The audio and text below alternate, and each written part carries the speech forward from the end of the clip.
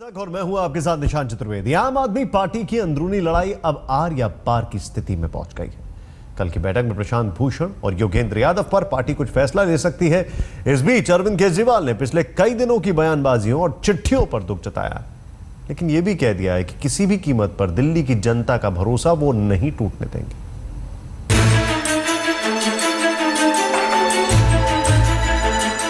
जिस पार्टी को दिल्ली के दंगल में इतनी बड़ी जीत मिली, जो पार्टी महज एक पखवाड़ा पहले दिल्ली की सत्ता पर काबिज हुई, उसी पार्टी में अब अंदरूनी दंगल चल रहा है। अरविंद केजरीवाल की कार्यशैली और एकाधिकार से शुरू हुई ये लड़ाई अब जासूसी और स्टिंग ऑपरेशन तक जा पहुंची है। जो सियासत में आम आदमी पार्टी का शगल रहा, वही अब अंदरूनी संघर्ष में हथियार बन रहा है।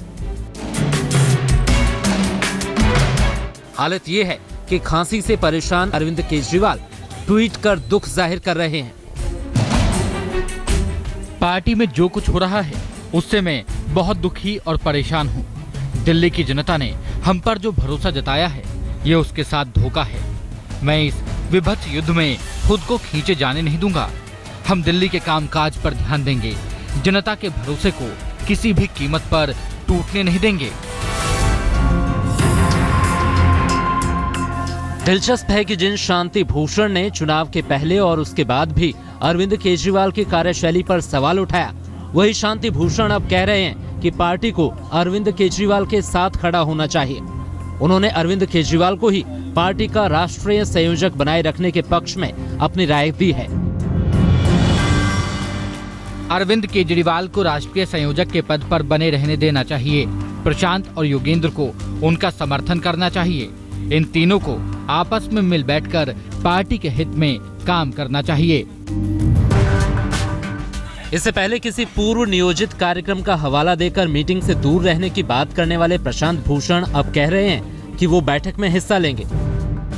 अभी तो कुछ कहेंगे, आप दिल्ली जा रहे हैं? दिल्ली जा रहे हैं क्योंकि मीटिंग है कल। तो कल अटेंड कर रहे हैं? अभी आपने मूड चेंज कर लिया है? हाँ, गाड़ी ऐसा क्या हुआ सर जिससे आपको डिसीजन चेंज करना पड़ा है? नहीं, हमने सोचा कि बहुत सारे लोगों ने बोला कि नहीं, इसमें आना ज़रूरी है, बहुत अहम मीटिंग है, तो इसलिए फिर हमने देखा कि रिजर्वेशन मिल रहा था तो हम।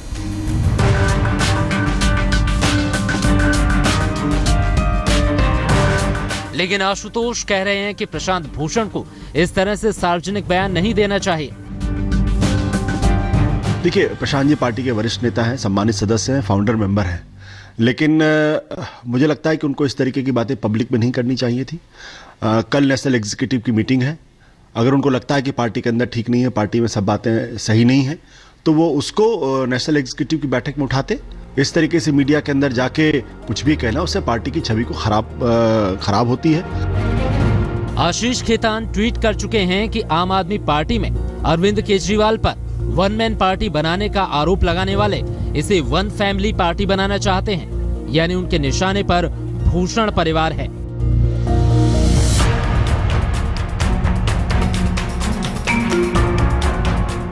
पार्टी के इस अंदरूनी बवाल के बीच ही अरविंद केजरीवाल अपनी खांसी के इलाज के लिए बेंगलुरु जा रहे हैं। 10 दिनों तक मुख्यमंत्री का काम मनीष सिसोदिया देखेंगे।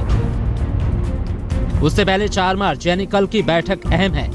संजय सिंह इस बात के संकेत दे चुके हैं, खत लिखने वालों का खेल खत्म हो सकता है।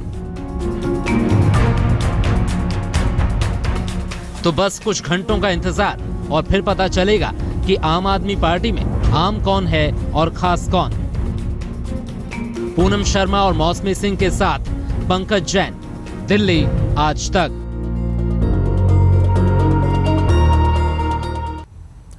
ये विडंबना है खास बनने की, क्योंकि जो कल तक खास लोगों के ऊपर तंज कसा करते थे, आज उन्हीं खास लोगों की दिक्कतों से जूझ रहे हैं, वो भी अपनी पार्टी के अंदर से।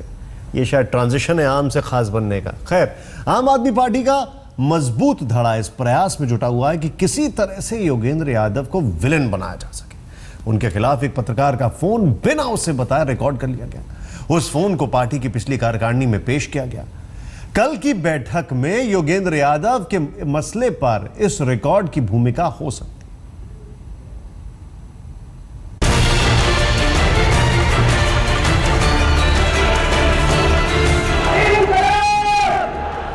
नैतिकता और सच्चाई की राजनीति करने का दावा करने वाली आम आदमी पार्टी अपने अंदरूनी कलह से उधड़ती जा रही है। पार्टी में दो खेमा साफ है। एक वो है जो अरविंद केजरीवाल के साथ मजबूती से खड़े, दूसरा खेमा प्रशांत भूषण और योगेंद्र यादव का है। लेकिन जिन योगेंद्र यादव को साफ सुथरी छवि का नेता माना जाता है, उन्हीं पर पंजाब के नेता HS फुल्का ने आरोप लगा दिए हैं। तो प्रशांत भूषण मुझे केजरीवाल के पास लेके गए। केजरीवाल ने कहा कि हाँ, पंजाब में काम कीजिए।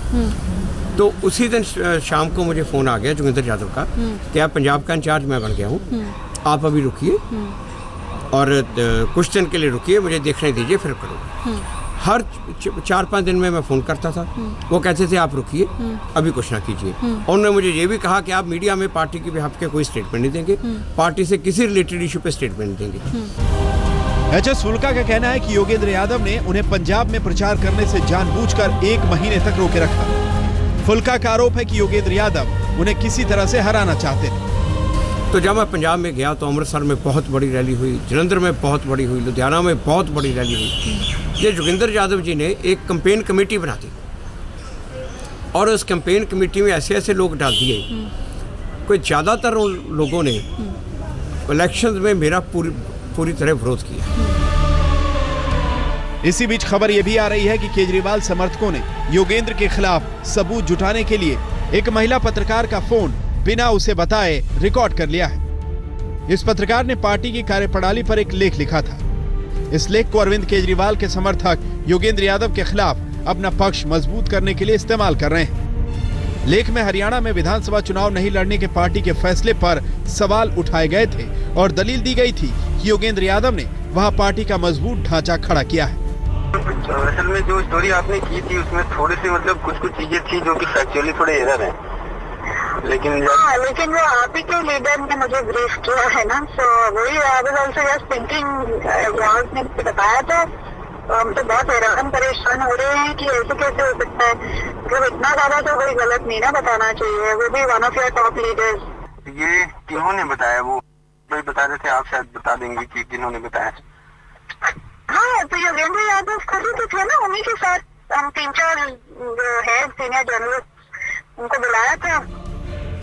29 अगस्त 2014 को विभव कुमार, जो कि अब केजरीवाल के निजी सहायक हैं, उन्होंने महिला पत्रकार चंद्रसुता डोगरा से अंग्रेजी अखबार में छपे अपने लेख के बारे में बात करने के लिए फोन किया था और कहा था कि उनके लेख में कुछ तथ्यात्मक गलतियां हैं। तब चंद्रसुता डोगरा ने बताया था कि उन्हें ये जानकारियां पार्टी के वरिष्ठ नेता योगेंद्र यादव ने दी थी।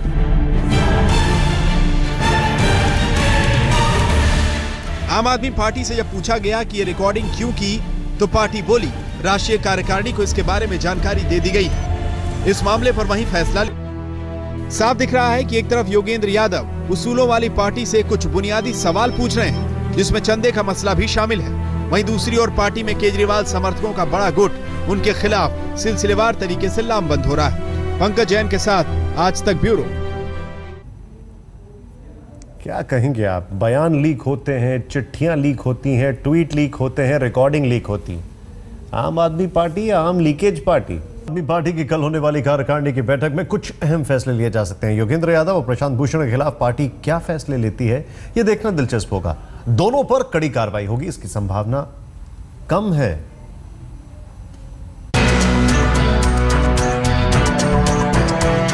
हैरानी होती है कि दिल्ली में बीजेपी और कांग्रेस का विकल्प बनकर खड़ी होने वाली आम आदमी पार्टी महज एक पखवाड़े की सत्ता संभालने के बाद खुद को संभालने के लिए संघर्ष कर रही है।